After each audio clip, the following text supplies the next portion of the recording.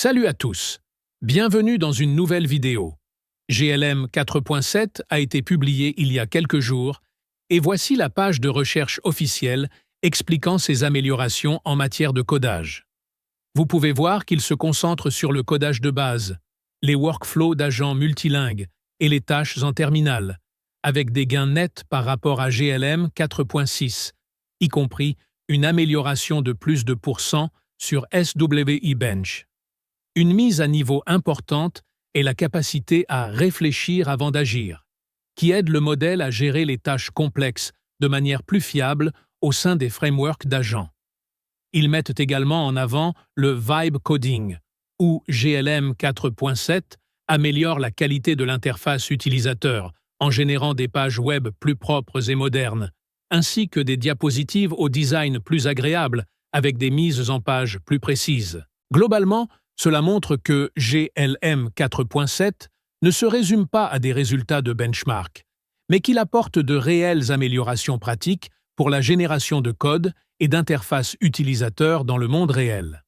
GLM 4.7 montre une nette amélioration par rapport à GLM 4.6 et reste compétitif avec Claude et GPT sur les tâches de codage pratique. Ici, vous pouvez voir quelques exemples de projets de développement front-end utilisés pour comparer les deux modèles. Comparé à GLM 4.6, le design du site web créé par GLM 4.7 est plus réussi avec un mode sombre à haut contraste et des animations plus fluides.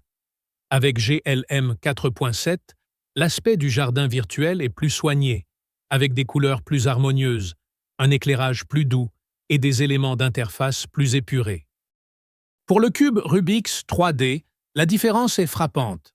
Avec GLM 4.6, le mélange ne faisait que changer les couleurs sans mouvement réel. Avec GLM 4.7, le cube se mélange avec des animations de rotation fluide. L'option de résolution fonctionne correctement, et les commandes de rotation manuelle sont également entièrement opérationnelles. Pour la génération de diapositives, on observe à nouveau une grande différence. Avec GLM 4.6, la plupart des diapositives suivaient le même schéma. Un arrière-plan dégradé, une image à gauche et des cartes de texte à droite. Avec GLM 4.7, les diapositives paraissent plus modernes, avec un meilleur espacement, une typographie améliorée et un équilibre visuel global bien plus réussi. Cette plateforme héberge les modèles GLM.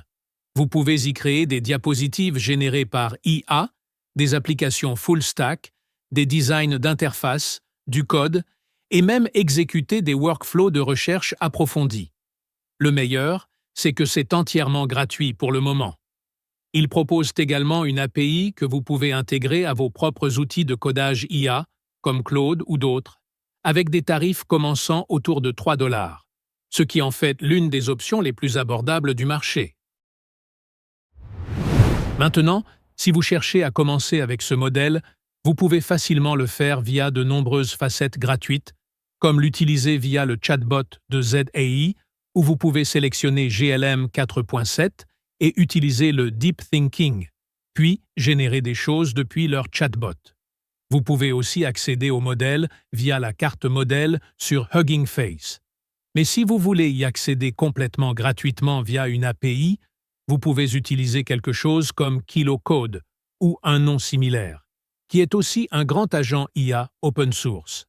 C'est celui que j'utilise principalement et c'est le meilleur agent avec une API gratuite attachée qui vous permet d'utiliser GLM 4.7. Vous pouvez aussi utiliser OpenRouter comme autre fournisseur d'API, mais payant. Et vous pouvez aussi utiliser Elmarena, où vous pouvez générer des choses via l'arène de bataille ou via un chat direct, complètement gratuitement. Si vous allez utiliser un agent de code comme moi, vous pouvez vous rendre dans le magasin d'extension de votre IDE et installer cet agent de codage open source gratuit. Une fois installé, sur le panneau de gauche, vous pouvez alors y accéder et sélectionner le fournisseur de modèle GLM 4.7, que vous pouvez ensuite utiliser complètement gratuitement avec l'API gratuite. Et maintenant, Ce que nous allons faire, c'est commencer nos tests. Pour commencer, nous allons lui faire travailler la génération d'une landing page. C'est là que nous lui demandons d'ajouter différents composants, comme un titre principal audacieux et condensé, des bandeaux animés, et quelques autres choses pour générer une landing page pour un magasin de sport. Voyons voir comment il s'en sort dans cette tâche. Vous pouvez voir tout de suite que l'agent de code va travailler à planifier la structure et le design de la page de destination. Ensuite, il va s'attaquer à chaque tâche qu'il a listée, de manière autonome. On dirait que c'est terminé. Cela a pris un peu plus de temps car je crois que les serveurs sont surchargés puisque le modèle vient de sortir. Mais cela a coûté approximativement centimes pour générer cette magnifique landing page que je vais vous montrer dans une seconde. Mais vous pouvez voir qu'il prend le temps d'utiliser différents types d'outils pour générer ces raisonnements. Puis il code tout de manière autonome au sein de l'agent de code. Voici la génération de landing page, qui a l'air absolument incroyable. On dirait qu'elle imite le même style que nous avons vu initialement dans la première démo. Mais vous pouvez voir que c'est une magnifique landing générée par GLM 4.7. Maintenant, il y a quelques éléments qui ont besoin d'être retravaillés, comme certains espaces réservés qui ne sont pas définis, la police qui disparaît ou n'est pas correctement paramétrée. Mais en termes de génération d'une structure de base, d'une ébauche sur laquelle vous pouvez éditer davantage, c'est vraiment étonnant. Et cela dépasse définitivement tous les types de tests que j'ai effectués avec n'importe quel modèle. Ici, vous pouvez voir que l'application possède de belles animations et un thème bien défini. Comparé à GLM 4.6, l'interface est légèrement améliorée côté design. Quand on la compare à Claude ou Gemini, l'interface reste moyenne, mais le principal avantage est le coût, qui est bien inférieur aux autres. Voilà, c'est tout pour la vidéo d'aujourd'hui sur GLM 4.7. Je laisserai tous ces liens dans la description ci-dessous pour que vous puissiez facilement commencer.